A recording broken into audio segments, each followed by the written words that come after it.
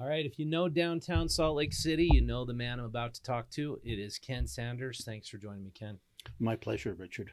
Thanks for having me. Yeah, appreciate it. Glad we got the chance to sit down and talk. Yeah, Finally. you've been, just a little background, you've been a contributor to source material for Utah Stories for years. Yeah, I'm happy to do so when I know something. Yeah, it's like I wanted, it was amazing. I think one of the earliest things I did with you was I wanted to know more about the Lost Roads mine. Oh, geez. And I walk in your store and you've got just all these books, and it crosses the line between could be real folklore. You just don't really know if there's this buried treasure out there. It attracts a certain crowd.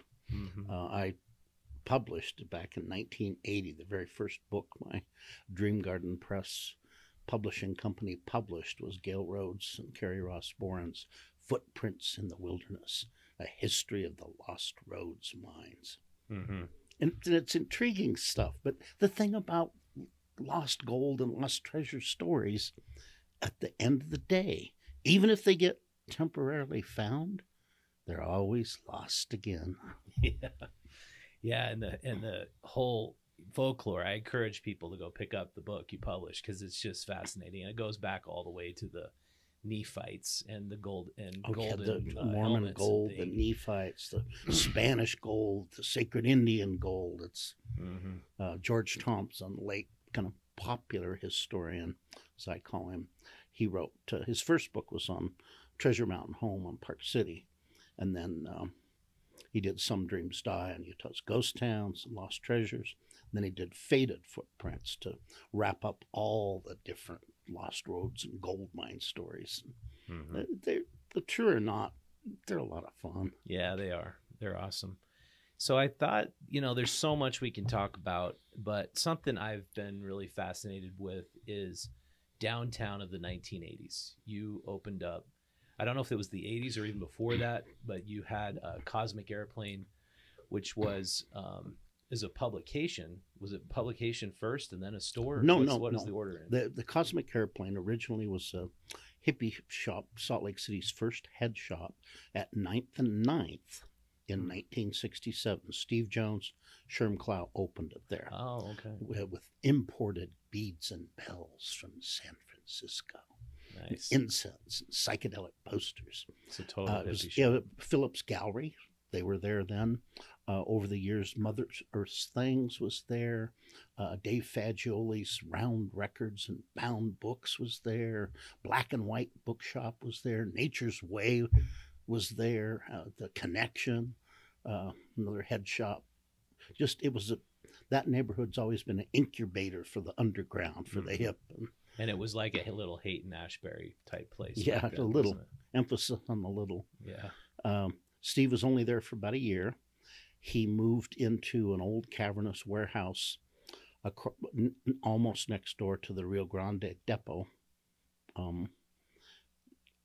South Temple, Fourth West, no man's land in those days. In 1968, he would have moved in there.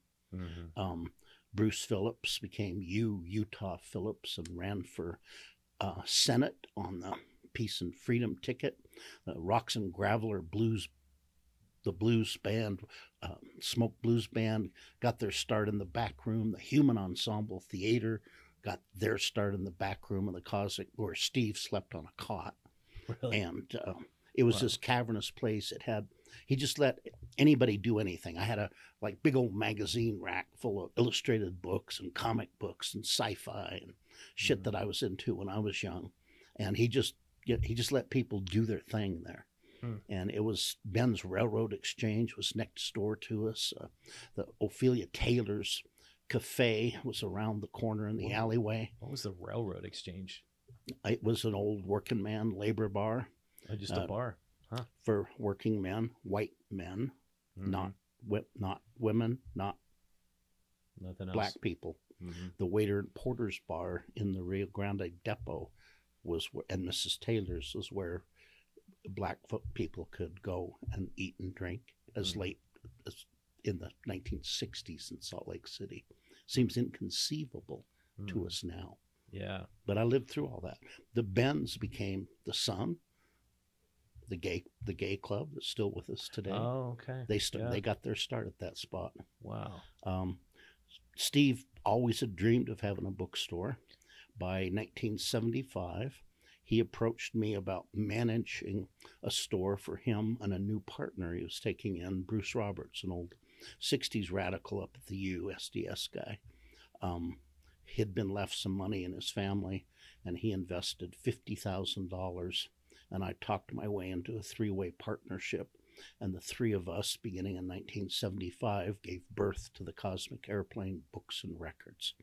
Okay. Tony Martinez was the head shop manager. He went on to fame as the Blue Boutique chain. Smokey Kelsch ran our record shop, and for many, many years he had Smokey's Records at 15th and 15th next door to Betsy Burton's King's English. I remember that. A lot of folks. Camille Chart went on to run a shop up in 9th and 11th called Chameleon Artware.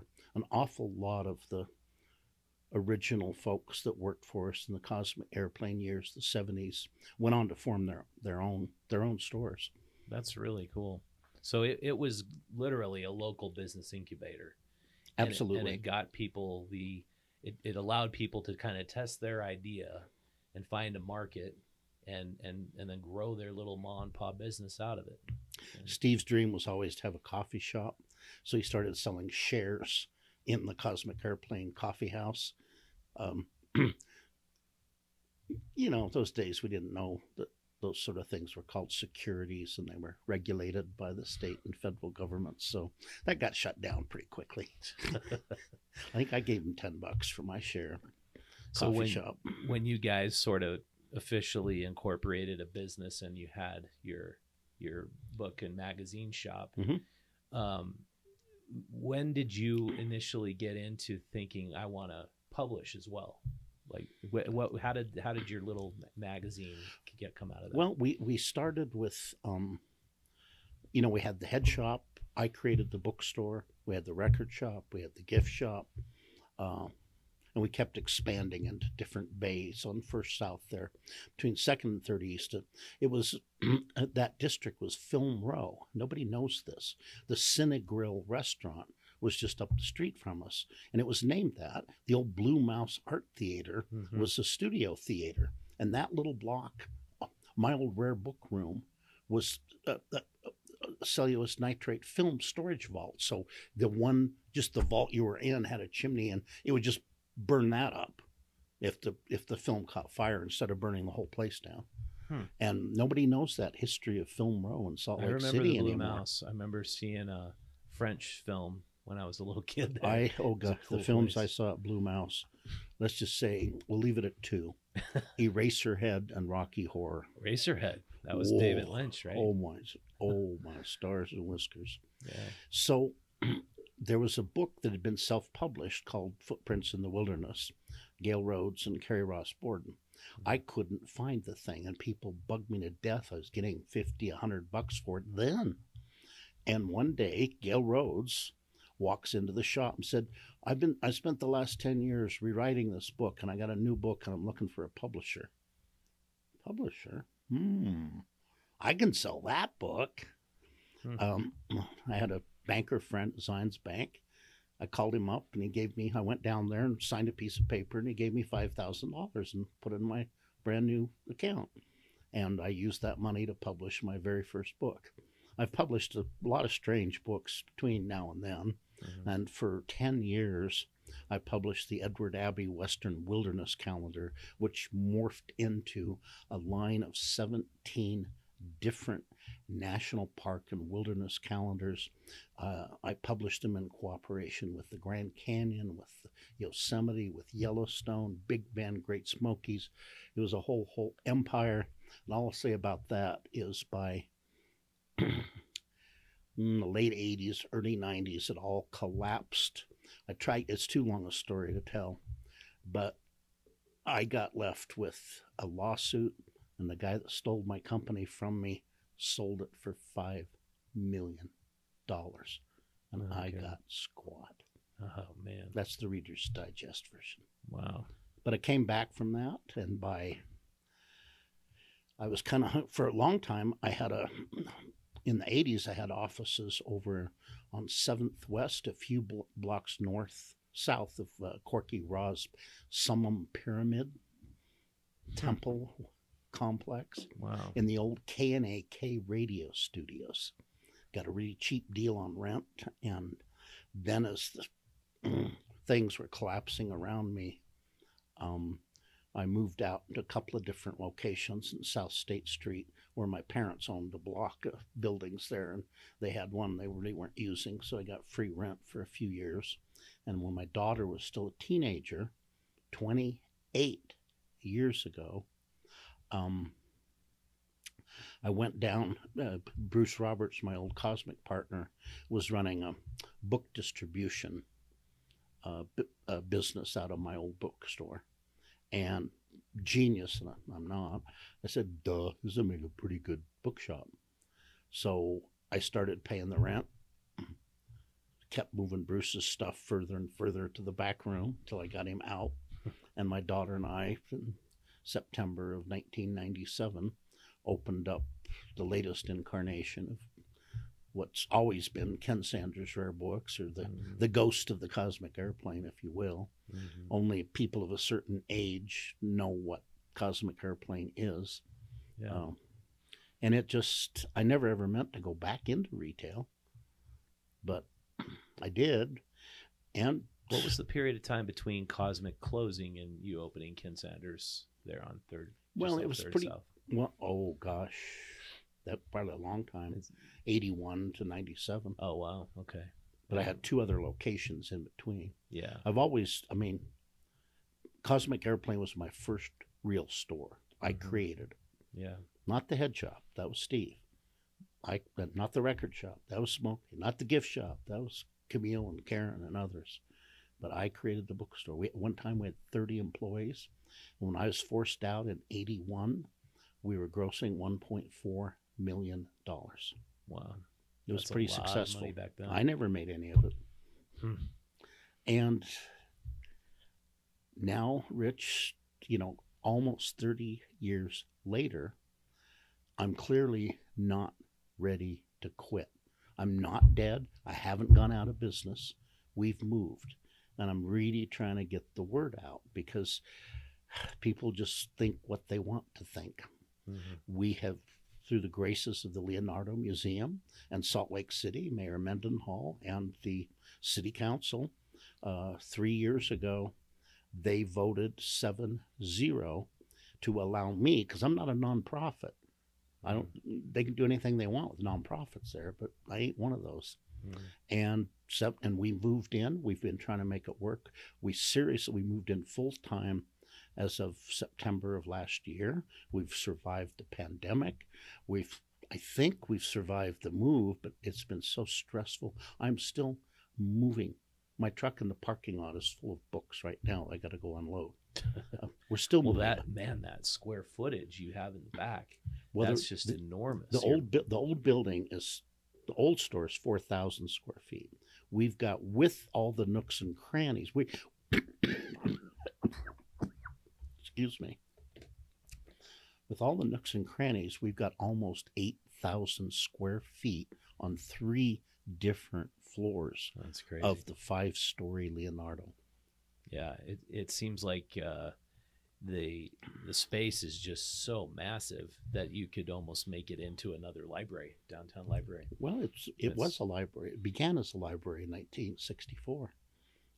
What we've renamed the Ken Sanders Rare Books Underground used to be the public library reading room. Yeah, and I actually loved that old library. I loved how huge and vast it was, and you could always find a quiet place to go. And so switching gears, so obviously you've been a downtown institution. Everybody knows your shop.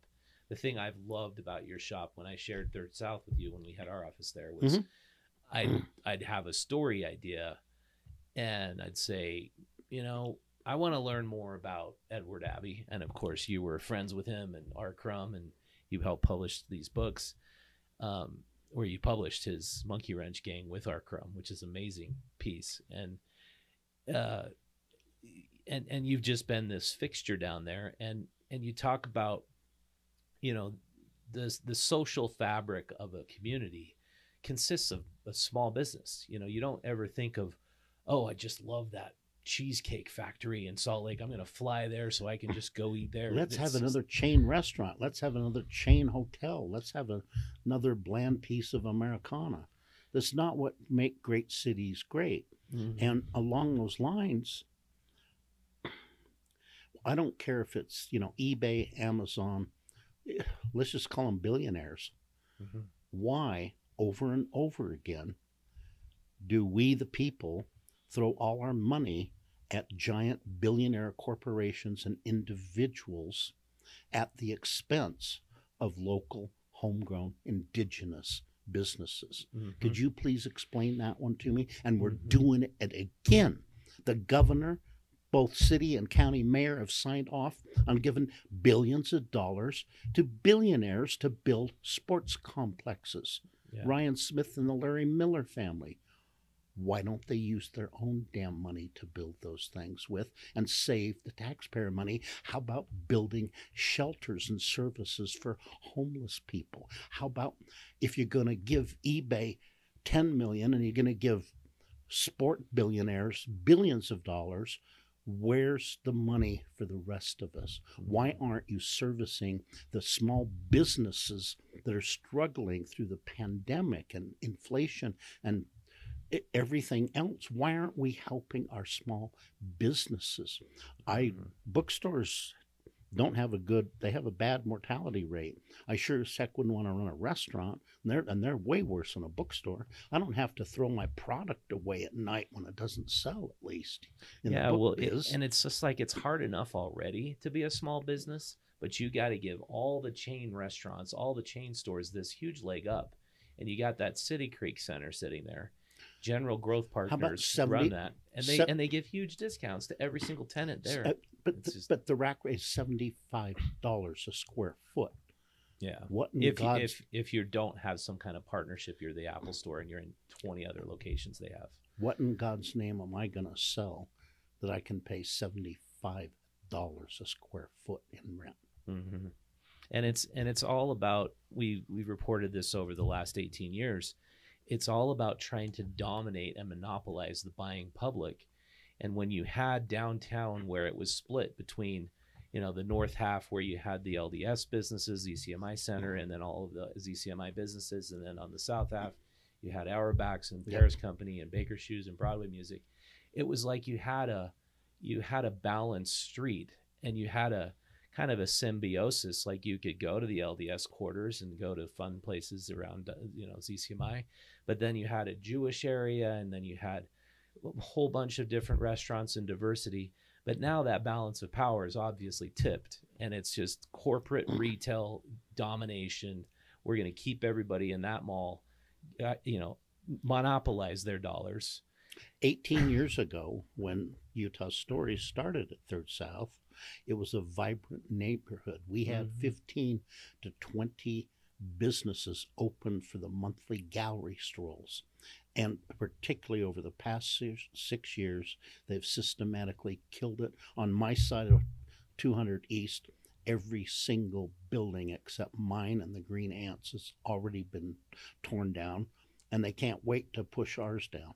Yeah, how come the city leaders don't see this? That's my question. It's like, obviously you're stronger if your economic engine is more segmented than if all of your economic engine is based on corporate America siphoning dollars out of our economy. Why don't they see that? Why don't they help balance that equation? I don't have an answer for it. I have to say, I would be out of business if it weren't for our mayor and our city council. Mm-hmm. So they have helped me. Yeah. And I don't mean, and that's a good thing they've done that. Yes, and I praise them for that every interview I do. Yeah. But it's not enough, and it's not just about me. Mm-hmm. Our small businesses are struggling. The pandemic, between the feds, the state, and the locals, they gave away millions and millions and millions of dollars fraudulently to people that already have the money? Yeah. Why aren't they giving it to those of us that don't have the money? And again, back to the eBay, Amazon thing, I don't want to get into the argument. Is it okay to use our tax money like that or not? Let's just ignore that argument. But it exists. They gave $10 million. Where is the $10 million fund for local indigenous businesses? That's all I'm saying. Why don't we get a chance at it like they do? They've just bent over hand and fist to give away all these billions for Major League basketball, hockey, baseball stadiums. And that's not going to put 1 red cent in my pocket. And period. how they justify it is obviously those neighborhoods where they insert those stadiums, the hockey stadium and the baseball stadium on the west side, those neighborhoods will benefit. And there'll be a lot more economic activity, and there'll be a bunch of condos and apartment buildings. But my question is then, why don't you just put that money into affordable housing directly in that area and open up cheap housing for a few thousand people? That would also spur economic activity. It just doesn't make any sense to me. Well, other than I'm a bookseller, not an economist, but the challenges to running a business, especially when the construction forces for 6 years. We went to move yesterday. I got a truck rented, everything, and a crew. I'm following. Right before me, a giant utility truck turns into the driveway of the bookstore. And they're going to park there and do something. Like, hey, excuse me. No. They were nice about it. They moved and they went in from the other way. Mm-hmm. But if I'd been 5 minutes late, what am I supposed to do? They don't ask me. Mm-hmm. The construction people, I don't want to get into names. We had an incident with construction workers stealing all our parking. The bookstore's closed down. I'll soon be gone. It'll be torn down. It ain't going to matter. But guess what? It's not their parking. It's mine. Mm-hmm. We show up to do something. We're opening for a 2-day sale, and my bookstore manager starts going out there and photographing them. They've got all 8 spots filled. Jeez. And they see her from the high rise. And they think it doesn't matter. And so they come running down because they don't want to get towed. You think it's fine because you're So she goes over to talk to him about it. They just made fun of her, ridiculed her, and called her a bitch. Really? So we called the police, and we called people at the city. That was 2 weeks ago. I don't know. No one's done a follow-up with me to find out what happened, but I can guarantee you since that day, there hasn't been a construction vehicle parked in my parking lot. I don't know what got said to whom, but apparently, and we'd been in charge of the management of the construction company, told them, I can't control them. Oh, great. You, Mr. Manager of a gigantic construction company, cannot control your workers. Well, I don't even know if they are my workers. That's not helpful, sir. That's not helpful. What a joke. And it's just they shut the roads down. They have cement trucks. The noise, the construction goes on late at night, early in the morning. The dust, the pollution. And it's been killing my business for 6 years. Mm-hmm. Where's the compensation for that? Why isn't there? The city, I've learned a lot. The city is in charge of giving out business permits, okay? Licenses, construction, and setting all the rules. But guess what? The one part of this they don't control. How much those licenses cost. The state of Utah, the legislature, is in charge of that.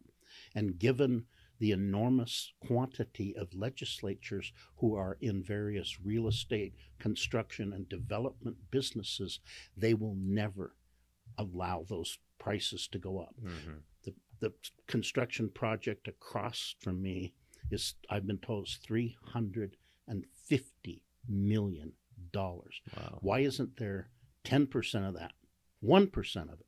Why isn't there a $3.5 million contingency fund that goes to every resident and business impacted on the blocks that development impacts? Why aren't we making them pay their fair share? Because That's a they great are question. taking the money away from people like me. Well, and they're also, I mean, I look at that block and what it was 18 years ago and what it is now.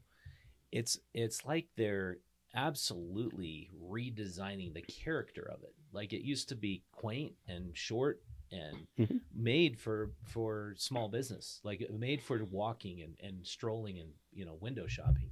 And now the character is, oh, we're skyscrapers and we're sterile and metallic and concrete. And then you walk down and the new state liquor stores rising up high, and it's all glass right and behind steel. me. And it's like, so they're tearing down your amazing block to build a parking lot for the liquor store. Is that what I've heard? I don't. Rumors are it's the driveway. So there we got a really fancy, nice liquor I'm store sure instead of a great. I'm sure the alley will get named after me, right? I thought there's a great line from Edward Abbey novel called "Fire on the Mountain" about the U.S. government forcing ranchers off their lands for the Los Alamos project after World War II down in New Mexico. The rancher John Vogel says, "Why is it that progress always has to progress over me and the coyotes?" That's pretty good. Yeah, it's just sad to watch, and everybody who witnesses it that thinks it's sad. But then, yeah, it's in the name of progress. This is what downtown should look like, I suppose.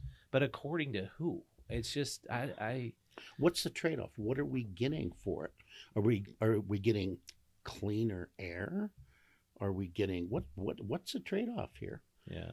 Again, to quote my late friend Edward Abbey, growth for the sake of growth is the ideology of the cancer cell. Yeah. Yeah. I mean, it's like you see all these people coming to Utah now. And I saw this happen in Denver 15 years ago. I started watching what was happening in Denver, and I thought, this is going to be happening. Because you want to see Salt Lake in the future, just look at Denver. And it was the same thing. Just massive amounts of apartments and condos and taking old warehouse districts, places where there was manufacturing one day and the granary area, and converting it to hip lofts and places where people could live, work, play. And that's exactly what we've gotten. Right. But it's like when you examine it, what I feel like is just the total missing piece that it seems they preserve more in Denver is just inexpensive, affordable, low rent areas where businesses can still thrive. Small businesses can thrive. I don't see that anywhere, and I don't see them incentivizing the building of that anywhere. So what we've adapted with the Leo, we have 1,600 square feet on the main floor, and that's precious real estate, and we pay for that. But we've had to spread out onto three different. The other two levels are underground levels. That space isn't usable or rentable by itself. Mm-hmm. We're 1 and 2 stories underground.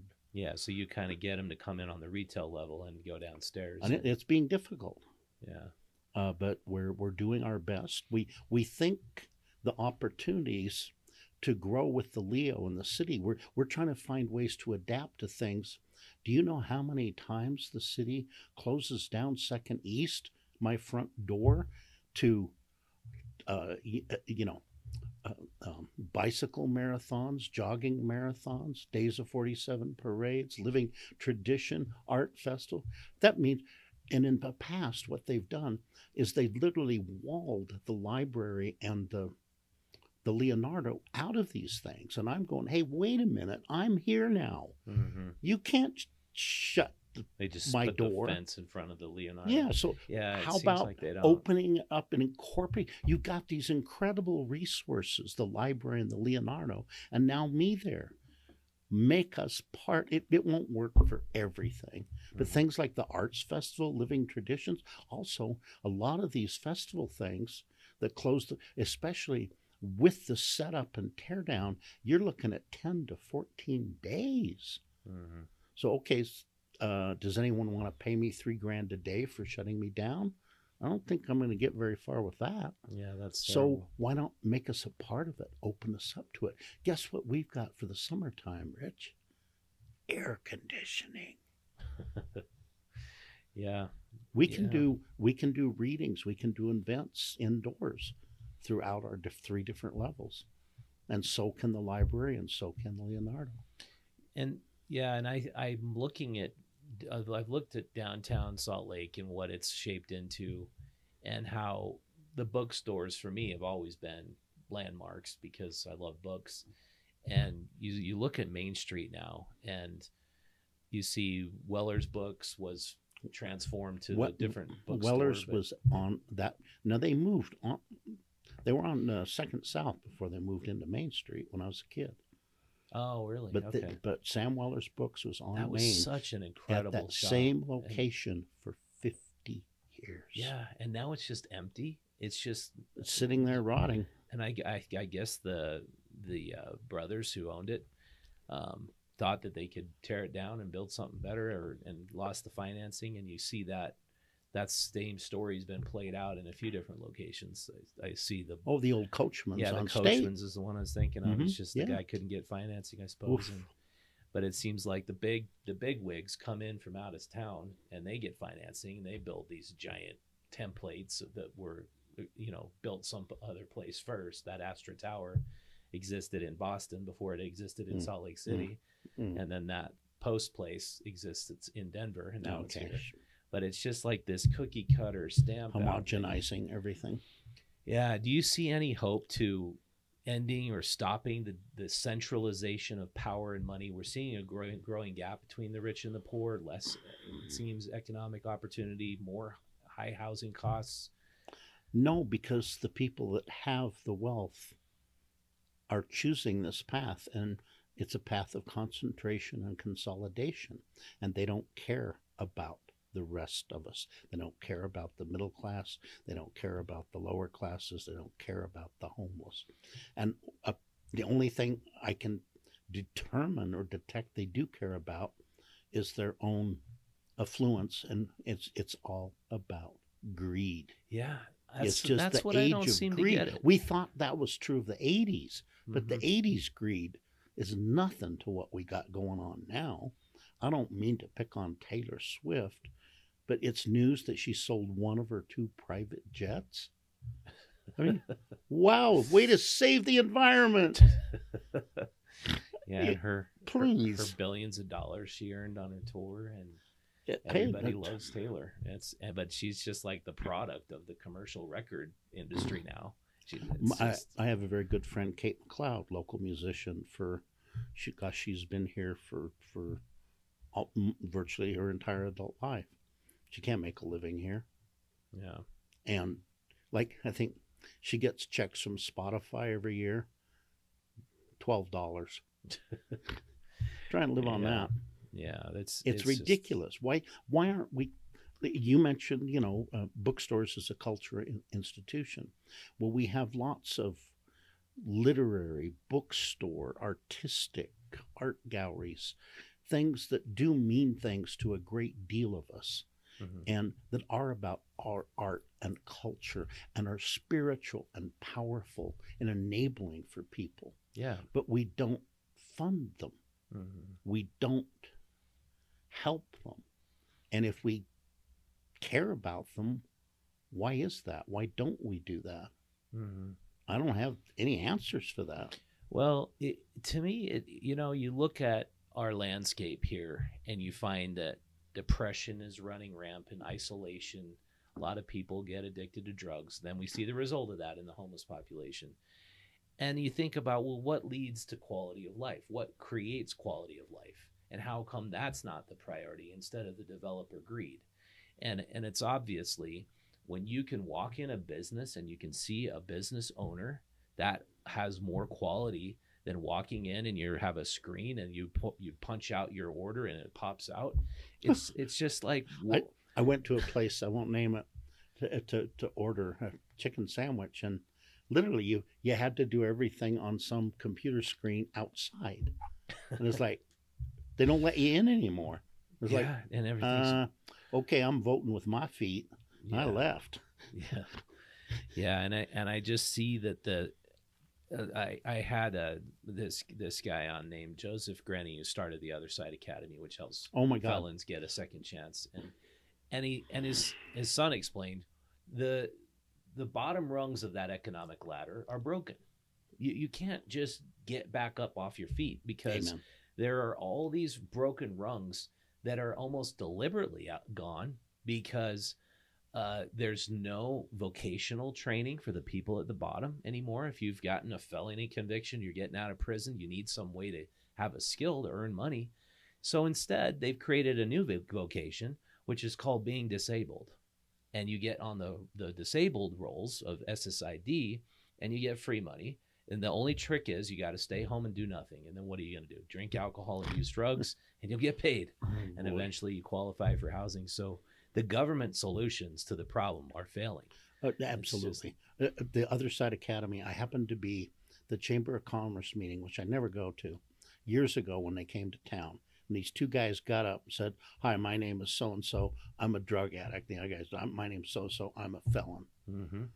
And they just blew me away that day. They're amazing. I've hired them and used them because what they're doing is what the rest of us talk about. Mm-hmm. Now, sure, they're picky. Gee, to enter the program, you have to want to change your life. That's the criteria. Mm-hmm. And they'll take you in. Sign up for 2 years. It doesn't cost you anything. Is it hard? I'm betting it's really hard. As far as I know, they cut you off from your family and so-called friends. Mm-hmm. And they work your butt off. Mm-hmm. They teach you skills. I've hired these guys a bunch for movers. You're lucky you found them. I've wanted. After they graduate from the program, they are like the top people.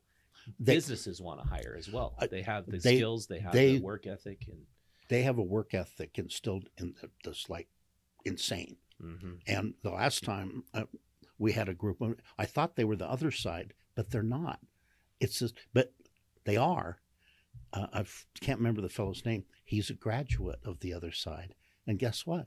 He has a moving company now, and he will only hire Other Side graduates as employees. And I always usually they work a 4-man crew. They have a overseer. Well, the moving company is part of the Other Side Academy. Yes, I know. But I know. He has a separate moving company. Yeah, this guy's branched out on his own, which is exactly what they want. Yeah, right? That's awesome. So they have a 4-man crew, a couple of grunts, a supervisor in training, and then the guy that's been there the longest. Mm-hmm. And I interview them all. I talk to them, and they, the one thing they all say to me, "Look, I'm really, really glad I found this program. It's done so much for me." But then they turn it around on you.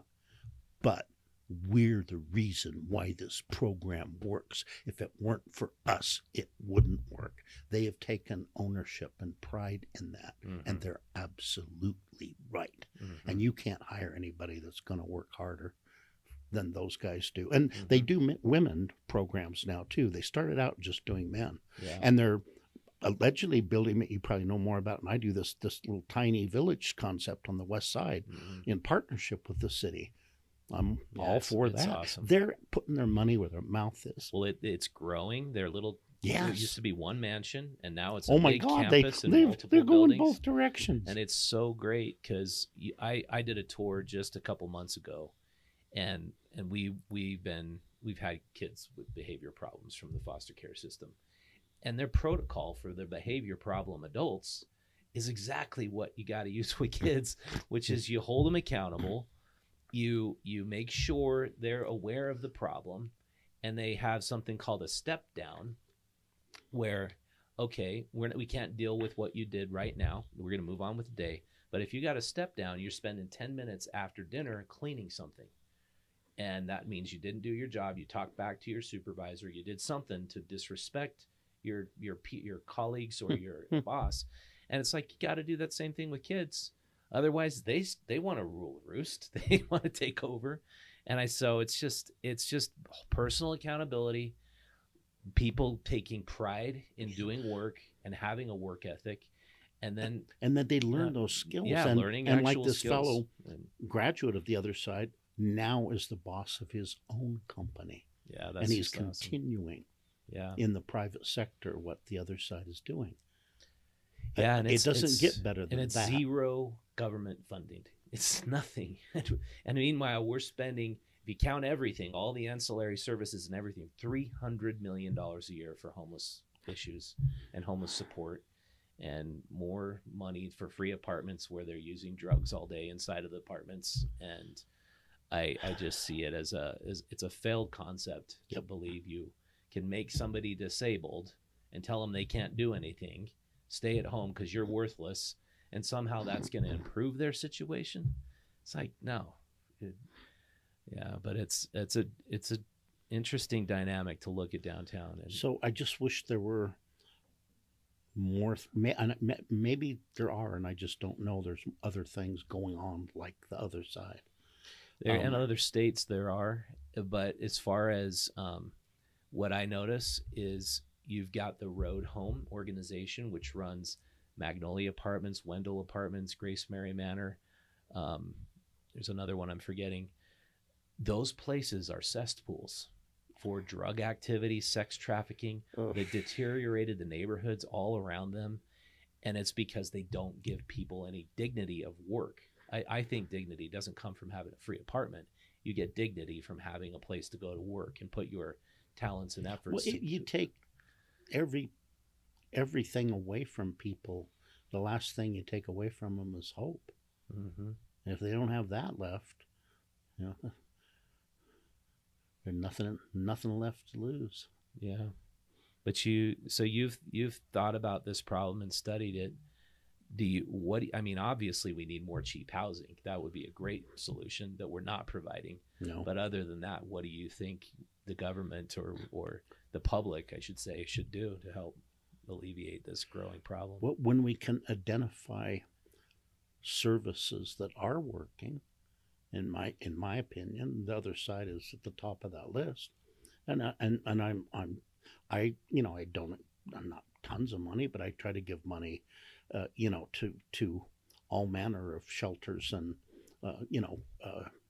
Utahns Against Hunger, et cetera, to help out where I can. Mm-hmm. Identify charities that are doing good work and fund them. Mm-hmm. Vote with your feet, vote with your pocketbook. Mm-hmm. I try to hire other side people anytime I can. Yeah. Because they're giving people back the hope by what you said. They're fixing those broken bottom rungs. Mm-hmm. So they're not throwing money at them. They're allowing them to heal themselves. They're allowing them to get their pride and their humanness and their hope back. And I don't think throwing money doesn't do that. No. Yeah, I don't think that's the solution. Yeah, well, there's a lot of other things that we could talk about. I'm sure you probably have to go sometime soon, but it's been awesome to have you on. I want to encourage everybody, go to your new shop. And can you grab that book, Allegra, The Monkey Wrench Gang? It's like right behind you. It's got the colorful. It's on the top shelf. Oh, is it on the top there? Red lettering, left, right, hardback. No, one more. No, other way. Bingo. Yeah, you still have these for sale, right? Oh, yeah. Yeah, Edward Abbey's The Monkey Wrench Gang, first published in 1975 in an edition of 5,000 copies. It didn't sell out its first printing and was remaindered. Yeah. For the 10th anniversary in 1985, I'd started working on this 5 years earlier. Ed, who's got the rights to the hardbound Monkey Wrench Gang? He didn't know. Ed Abbey was not a good businessman. He was a great writer. So it's different rights, the softbound compared to the hardbound. Yeah. Oh, interesting. So when he figured out that he had them, he says, "Ken, just go ahead and publish it. I won't tell anyone." It doesn't really work like that, Ed. Whoever does own the copyright probably would sue me. But it turned out it was Ed. Yeah. So I wanted Robert Crumb to illustrate it. He turned me down cold because genius, and I'm not. we went through a whole bunch, 2 or 3 years, other illustrated. Nobody was going to work. I could see in my mind's eye Robert Crumb's version of The Gang. It's the only book Ed Abbey wrote that Crumb could even conceivably illustrate. Mm-hmm. So I wrote Crumb again and offered him. You didn't know him then? I knew him a bit, not well. Mm-hmm. I knew and just a little bit of background. He was kind of a 60s icon. He was most famous underground cartoonist. Incredible. Zap Comics, Mr. Natural, Fritz the Cat. Yeah, just brilliant, dude. Brilliant and disturbing, troubled. Disturbed. The Crumb documentary. Mm-hmm. Yeah. So this time I sent him a paperback. Once he read it, oh my God, he just bought into it totally. So we had Ed and Robert come out. We did a series of autograph parties in Salt Lake at my old bookshop, the Cosmic Airplane, at the University of Utah bookstore, which is really, really weird because I've never ever done anything with them before or since. But they wanted that, but it was like 300 copies up there. Wow. And then down at Ken Slight's bookshop in Moab. And then we had a dinner up at Arches. We created a traffic jam into Arches Park that night. The Rangers weren't very happy with that. I don't blame them. We didn't mean to do it. What year was this? 1985. Wow. Yeah. And I sold out the first printing of 5,000 copies and printed 5,000 more. That's awesome. And I've been kept. It's the thing I've published that I'm the most proud of. Oh, it's so cool. Done 2 or 3 dozen books. Like some of the illustrations in here are just awesome. And it was so cool to talk to Ken Slight a few years ago. Oh man, Ken! And he's just such a character, and he's one of the main characters in here. Seldom seen Smith. Yeah, but just what we need here, God, is one little precision earthquake. He's praying on Glen Canyon. Yeah, and you were part of the crew that put the giant crack on a piece of cloth. Accidentally, I'd been bugging Ed about these publishing projects.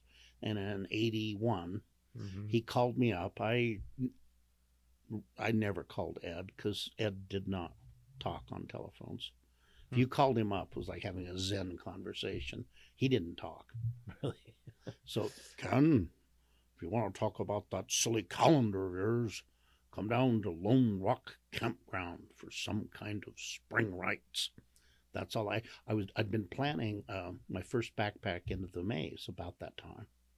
So I took off several days early, drove my old 54 Chev truck down to Lone Rock, down by Wahweap, and Glen Canyon City. Alex Joseph was the polygamist, was the mayor. He had just renamed it to Big Water. Oh yeah, okay. I do remember Big Water here. And we show up down there, and there's this Volkswagen bus covered in black plastic blocking the road, and all these hippie-looking cowboys down at me. Who the hell are you? What the hell are you doing here? I didn't really care for their bedside manner, shall we say. The last thing I'm going to do is say Ed Abbey sent me. I said, F you, and backed the truck up. Had a pretty tense standoff till later that evening when Abbey shows up and they realize I'm a friend of Ed's. They gleefully, this is Dave Foreman, Howie Woke, Mike Rozelle, Bart Kohler company, Ron Kezar, the founders of Earth First. And there were, I don't know, a couple of dozen of us by then. Gleefully tell me their plans of rolling a 300-foot long, 20-foot wide, tapered to nothing plastic crack down the face of the dam early the next morning. Sounds interesting. I'm in. So we did it. And that's such a cool thing to do because it's not violent, it's not destructive, but it makes such a huge statement. Oh, it made that gave Earth First national exposure overnight. And it seemed like that picture showed up everywhere, didn't it? Like, New York Times was national. Oh yeah, it was huge. Yeah, and I mean, I won't get in too much of the whole political landscape around monkey wrenching, but it's still a big thing. it's still well. There's no question that the Monkey Wrench Gang, a novel, inspired the real life group of Earth First, which in turn splintered off into groups like ALF and ELF, the Earth Liberation Front, the Animal Liberation Front, and others. And unfortunately, they got. I think it was ALF got labeled as domestic terrorism group. Well, it's so did Earth First, but we were trying to use guerrilla theater, especially because the anti-environmentalists, the anti-wilderness advocates, the Sierra Club, the goddamn Sahara Club, the Wilderness Society, Grand Canyon Trust, they are a bunch of radical, wild-eyed, bomb-throwing Bolsheviks. Well, they weren't. So we set out with humor to do Gonzo-style events that would make them look very staid and conservative in comparison. So, hey, we can actually talk to these Sahara Clubbers, those crazy Earth Firsters. They're terrorists. They're eco-terrorists. And that was kind of the point. We would have our own counter demonstrations. When we did the 2 years later, when we returned to Lake Powell because they were doing a 20th anniversary birthday party, we did a funeral party, and we brought our own protest groups with us. Earth Last, Mutants for What. We're out there to have fun. So you this kind of spurred off of the idea that the Sierra Club was too staunch and too serious. No, that right? they were too radical. Oh, they were too. And you needed to moderate and soften so that image a little bit. We became the new radical, pushing them back into the middle. Got it, huh? Okay. And it worked. Interesting. We had a lot of fun in the 80s chasing James Watt around the West. How much sand was poured in the crankshafts of bulldozers and things? I wouldn't have the foggiest because I didn't hear that. It's not something I ever did. Yeah. We and that those years of chasing Watt, I've forgotten his name offhand. This super hot shit climber. So we had his secret itinerary, and he shows up at Zion Park right after we were chasing him at Lake Powell. And this guy climbs up in the effing dark and dumps this giant billboard across the face of the park that says, "Burn Watt, not coal." Then in Moab, I got a secret phone call about Watt's coming to, this is right after we'd been chasing him at Glen Canyon. He was there for the birthday party and claimed that he didn't even know we were there. So we had this leftover James Watt dummy. It was in a suit, and it had crushed Coors cans in its hands and had 666 painted across its forehead. Well, a friend of mine and I were going to Moab for some R&R. And that's we learned, well, Watt's going to go to the park 8:30 in the morning. They're going to park at North Window, and he's going to walk 50 feet. So a friend of ours didn't want to know what we were going to do. Said, because the FBI had been videotaping my truck all for a week down at Glen Canyon. We'd been on videotape. Oh, geez, had they were tracking squad teams out there ready to take us out. And my 54 Chev pickup truck, kind of conspicuous. So my friend said, "I'm not really doing anything with my truck tonight if you need to borrow it." So we wrapped the Watt dummy up on a big wad of plastic, and my friend and I drove into the park at 3 o'clock in the morning. And we get into a big argument, and she's a hot shit climber. She wanted to hang Watt's dummy from a noose at Balanced Rock so they'd see it. And I said, no, we can't touch Balanced Rock. That's not going to be a good visual. We need to leave this dummy exactly where he's going to get out of the car. So we did. We got him down on his knees, his hands with the crushed Coors cans, praying to heaven. And there might have been a few little spray painted slogans for him. And the next morning, so we're leaving the windows. We get back to the main road, and the hair on the back of my neck literally rose, because all across the highway was graffiti now. It said, James Watt, a national disgrace. 30 minutes earlier, that spray paint wasn't on that road. There was someone else creepy crawling around in that park at 3 o'clock in the morning, and they damn well knew we were there, but we didn't know they were. Next morning, of course they won't show the national TV. His face is beet red, and he's screaming at one of our spray painted signs at these vandals who would destroy our national parks. They won't show the Watt dummy, of course. No, you're the vandal, pal. Found out later, and the only reason I'll reveal it is because she's deceased. Joan Swanson was 26 years old. She was the youngest head of a national park, female head of a national park service at that time in the entire country. She spray painted that slogan. How come I'm not she surprised? Was out there creepy crawling in the park with us at 3 a.m. Wow. Huh. Yeah, that's interesting. and just a little background. Who was James Watt? Why were you so opposed to him? James Watt. Ronald Reagan is a direct political payoff for funding his presidency from the Rocky Mountain States Legal Foundation that was funded by the Coors family. Bill Coors and James Watt was a lawyer with Rocky Mountain Legal. He got 3 political appointments.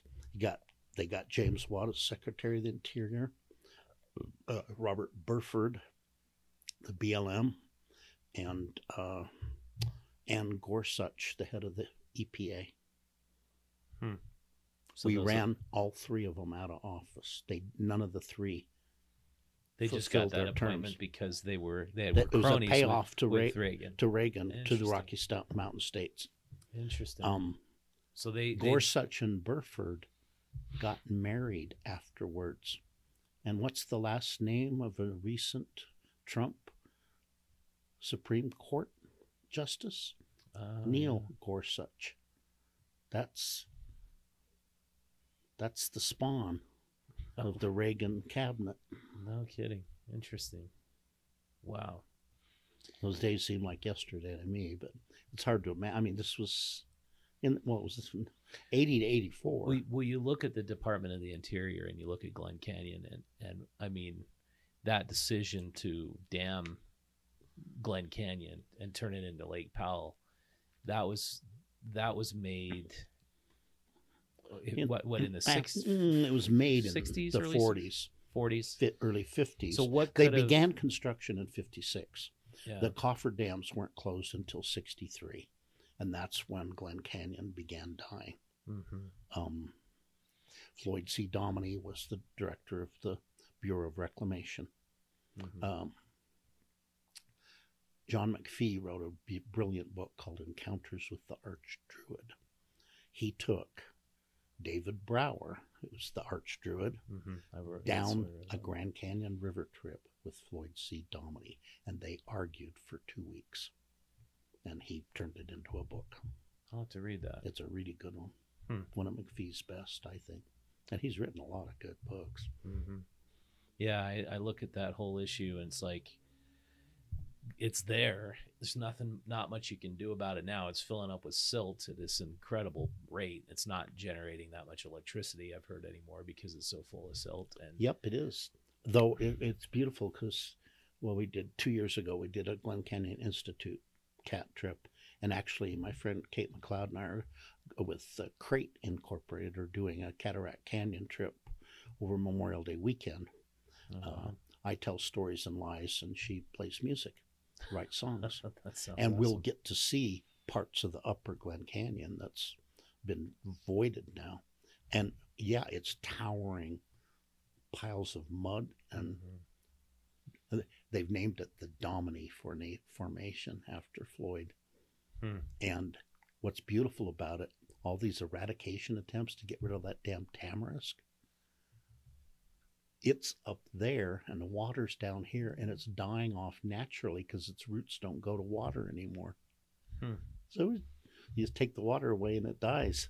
That's awesome. Who knew? Yeah, that kind of makes sense. Anyhow, we could keep going on forever. Yeah, Rich, well, thanks. Been fun. Thank you. Yeah, thanks a lot, Ken. Appreciate it. Yeah, appreciate having you on. Yeah, check out Monkey Wrench Gang.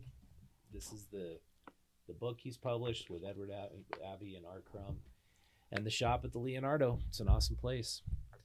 And yeah, thanks for coming on. Appreciate it. My pleasure. Thank you. Bye-bye, everybody.